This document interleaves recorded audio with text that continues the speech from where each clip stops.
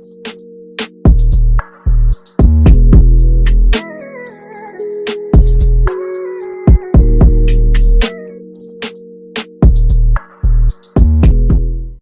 up, guys? I don't know why I'm holding the mic like this.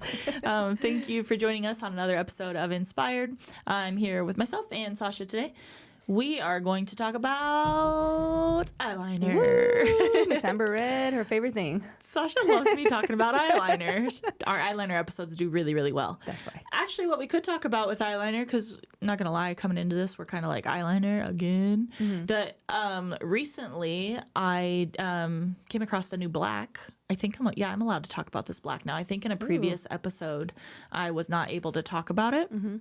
Because it wasn't out yet. So it was something that I was just testing before it came out, which I recently got to do with a machine too, a wireless machine that connects to a foot pedal that works really awesome. But before I get distracted on a new machine, the eyeliner actually, so this black, and she's probably going to kill me, but Taryn has a new black eyeliner pigment, and it's called Super Black. So I am an OG like Onyx user, Li Pigments. You guys know I love Li Pigments. But this black, Taryn says, now she's probably going to kill me. I'm not the technical one. She is. But she helped develop this black with Li. And so basically how it was explained to me is that it has 3 iron oxides. I think that's right. If it's wrong, Taryn, I'm sorry. But I'm pretty sure she has a podcast episode. So if you guys want to dive deeper into this and hear the more technical side of things, because that's always kind of been our relationship. She's way more technical and I'm way more like la-di-da-di-da. It doesn't work? Okay, la-di-da-di-da. So she created this black, but her outlook on it, because she actually did tell me this, that her outlook on it is that if one of those iron oxides, I'm just going to say, doesn't stay in the skin, then you have 2 other iron oxides that potentially could be better candidates for that particular person. So say one doesn't work, you still have 2 as backups basically, whereas Onyx, I think it just has the 1 iron oxide, like it's just an iron oxide black with 1 type of iron oxide. Now if you want a chemist perspective, you've got to ask Taryn. That's all the ingredients and stuff that you're talking about right now? Yeah, so that's the ingredient stuff. So so Taryn has a podcast, if you guys don't know, it's called Tatter of Fact. Give her a little shout out there. And I know she dives much deeper into the differences of these blacks because like her brain is very technical, which is amazing. But so yeah, I got to use it. I had an eyeliner client. I think people think that with eyeliner it's like I think people see eyeliners, like my eyeliners in specifically, I think that they're like, oh, they always heal in black. Mm-hmm. Oh, it's always perfect. Oh, it just must come easy. Or, oh, this, that, and the other. I don't know what they think exactly, but I hear things like that, right? So I think that this black could be beneficial. I haven't seen, so I've used it on 2 people because I get made fun of a lot because I kind of stick to one thing, especially when it comes to permanent makeup. I get stuck on one thing that I know works very well, but I recently had a client where the black healed result just wasn't there. Mm-hmm. And I mean, 10 years in now, I'm like, I've never really given a shit, like saying, hey, that didn't work. Like, let's figure out a different way to maybe approach it, whether that's changing your movement or, trying a different needle, or even in this case, like trying a different black. She had to tell me probably 100 times to try her new black. And I was like, ooh, a perfect opportunity, because my go-to Onyx, and I don't want to say didn't work. The Onyx didn't work. It's not the Onyx's fault. Yeah. Like, and it maybe could have been, I feel like the stars have to align, to be honest with you, to get like super black saturated healed results perfectly out of a first session. Yes, it happens, but a lot of the times they might have a light spot here or there. But in this case, I was like, perfect chance to try the new black. Mm-hmm. And I feel safe because it didn't have, so I think people know that I tend to stay away from carbons unless I absolutely see like the right skin, or, when I say the right skin, like meaning they're not bruising, they're not swelling or any of that type of stuff. Sometimes I'll introduce them on third pass, but for the most part, I stick with my iron oxide black. So it's cool to have a secondary option.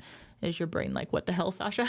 No, I mean, I hear you talk about it all day long, so I kind of could pick up on certain things. But when you start talking about like ingredients and color theory, all that, I'm like, okay, I don't know. I'm not the best in that aspect either. I'm like, I can explain to you why what I'm doing is working, but when it comes to like really breaking it down to like the science side of it, I guess, like I'm weird because I'm like, you could even tell me and explain it to me 1,000 times because I've heard it, right? Mm-hmm. Like Taryn's been in the studio time and, last couple weeks she's been in the studio and like listen to her talk and the way she explains things.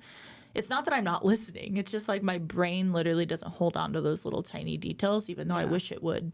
It feels like a math equation almost. And just, that meme where it's like, the numbers are floating. I do that with lots of things. Like even if somebody's having a like real ass talk about like, well, we had another guest and it's like when they start talking about things that fascinates me, it's almost like I zone in so much that I'm like, what did you just say? Yeah. Yeah. I swear I'm listening, but I'm just like trying to connect all the little pieces. So with this new pigment, are you going to be using that moving forward? Probably not. No?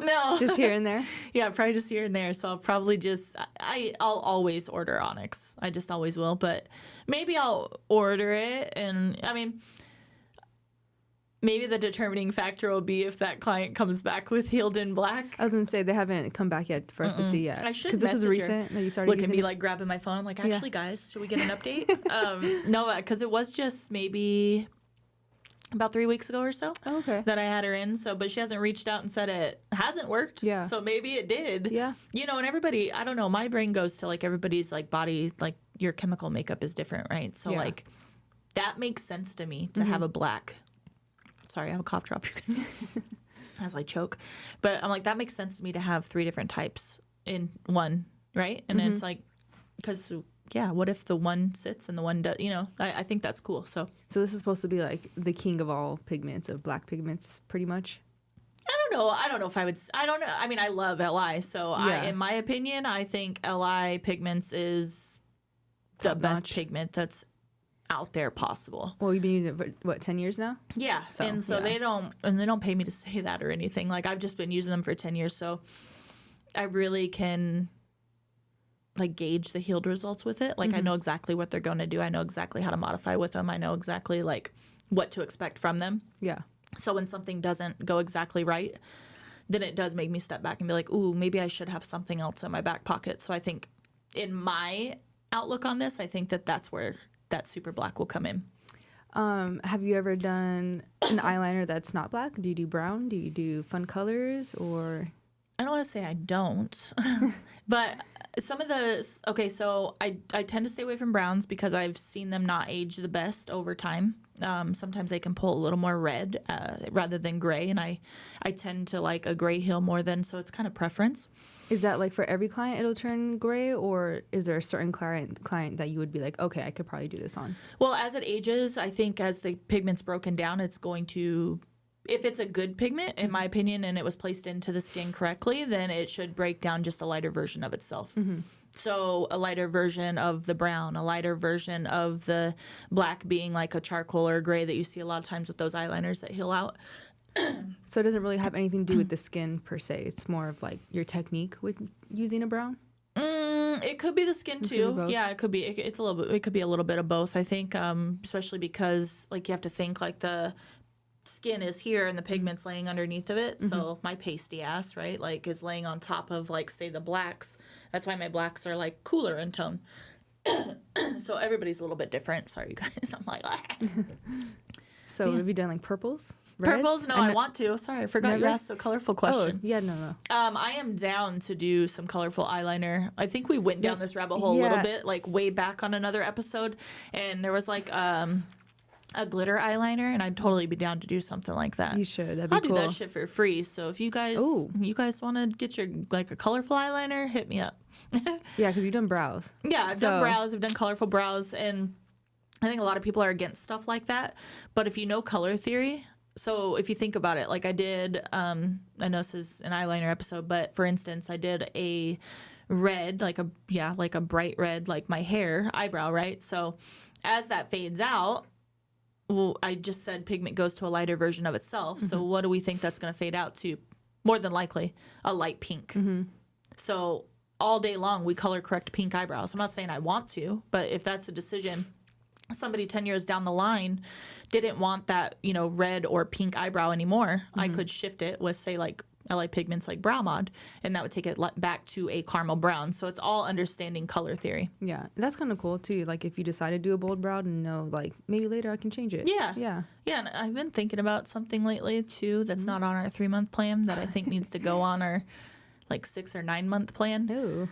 But it's going to be a big project. And I know, speaking of Taryn, we keep talking about Taryn in this episode. I have to tell her to listen to this episode. Yeah.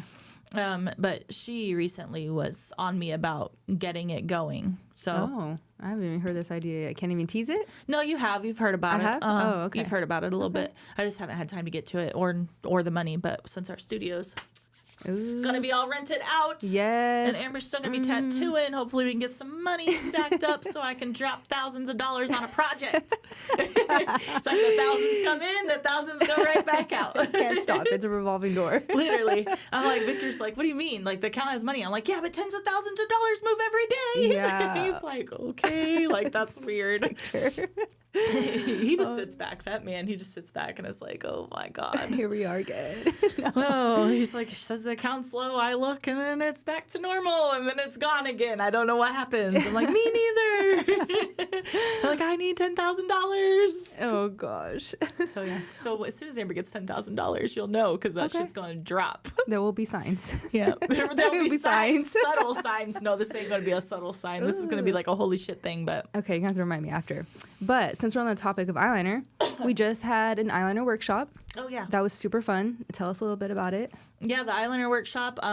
You know what? I'm even thinking, okay, this probably sounds crazy because it actually sounded crazy when I had this thought. But I was like, I'm not doing 101s no more. Fuck those 101s. But then I'm like, there is a place for 101s. But those workshops are so fun. Yeah, no, it was a really good day. So we had 7 people sign up, and then we ended up having 5 follow through. Which actually was fine, like, because the way it's set up, it didn't matter how many people were there, how many people weren't there, and then they got access. So if they weren't, if they were unable to make it, they still got the theory portion and a video.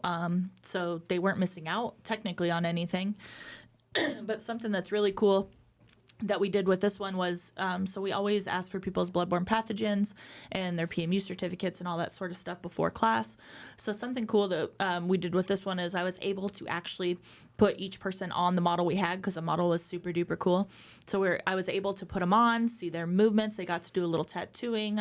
Literally the second I put somebody on the model, I can basically tell, like, is their machine angle right? Are they following, because we go over a specific pattern. Are they following the pattern? Does their depth look good? Is their stretch good? So it was really cool to add that additionally into the workshop, which I think is going to be a thing that we do consistently moving forward. Just because at the end of the day, when we're doing the model, it's like, oh, you kind of see it real quick.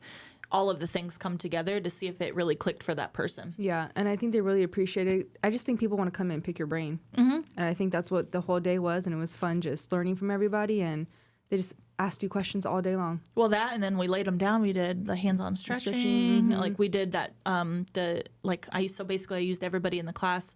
Were you back there when I was taking a picture of everybody's eyes? Yeah, you were drawing on the iPad. Yeah, so I basically took a picture of every student's eye and showed them exactly what type of eyeliner that they could have for their eye shape. So, and then they got to see how I do a virtual consultation to make sure, like, the design's going to be suitable for the person when they come in if they're unable, because I get a lot of people that travel in from out of state. So I had to come up with a way for to be able to kind of show them what they could get, for it to age well. But yeah, the workshop turned out really awesome. And we have another one coming up. Yeah. The next one coming up is June 6th. Yeah. June 6th? I think it's June 6th. And I don't know, by the time this episode comes out, it's currently at $3.99, but the full price for the workshop is $8.99. $8.99. Yep, and it goes up sometime in May, so you have a little bit of time to snag so that. they'll still have a little time. So we're I'm like, I know it goes up sometime, but by the time this episode drops, like, they'll still have about a month before the price actually goes up. So take advantage of that. We've already sold 2 seats though, and I haven't even promoted it. You guys, it was so fun. So, like, if you're really just trying to learn the basics and even more than the basics from Amber, hop on it. I really feel like that eyeliner workshop, that's coming up June 6th, I really think it's great for not just, like, so newbies to, like, dip their toes in and to see if it's a service that they even want to offer. Then I also think it's good for somebody that's seasoned, because they come in and they literally have been tattooing, say, eyeliner for 10 years, but to see somebody else do it a different way, I feel like after you've been doing it for so long that you're a more visual learner and that you really can watch somebody and pick up things like little tips and tricks that's just going to be a game changer. So I think it's great for brand new people and for somebody that's been in the industry 10 years. Yeah, because what if someone's been in it for 10 years and they have bad habits? Yeah, or taught one way. Yeah. Like a lot of people weren't weren't taught like large shader needles. Yeah. Like they were taught just to use a single needle. So just to see somebody like I use a 5-round shader. So if you go just to see that and how the movement's totally different and everything, so it's a game changer for sure. Yeah, and I feel like eyeliner can be kind of scary too. I feel like most of the girls, like, they had everything down. It felt a little bit more of just trusting yourself and the confidence in it, you know? Yeah, and that was something cool that quite a few people mentioned too. Mm-hmm. They were like, wow, we've never been in a class where we've talked about things we've fucked up before. That was a good moment for you guys to share your and stories. I'm like, why not? Yeah. Like, where you fuck up is where you learn the most. And I've always been told it's not really a fuck up if you can like adjust it. If you can adjust it and fix it, not really fix it, but make it better, then it wasn't a fuck up. Yeah. So yeah, that was really cool. Yeah, I had a fun time. That was a good day. Yeah, we're gonna do another one. That's so fun. Yeah. All right, guys. Well, if you want to join us, Join us. The link will be in the description. Sign up before the price goes up. So yeah. And- June too. It's gonna be hot as shit out here probably by then. yeah, and if you want more info, message us and we got you. Yep. And visit the pools. You can go to the casinos. You Yeah. can go downtown. We live in a fun city, You so can write it off on your taxes. hell yeah. All right, guys. Thank you so much again for joining us on an episode of Inspired. And Sasha. Don't forget to comment, share, like, subscribe, and support our channel. Yeah. Bye, guys.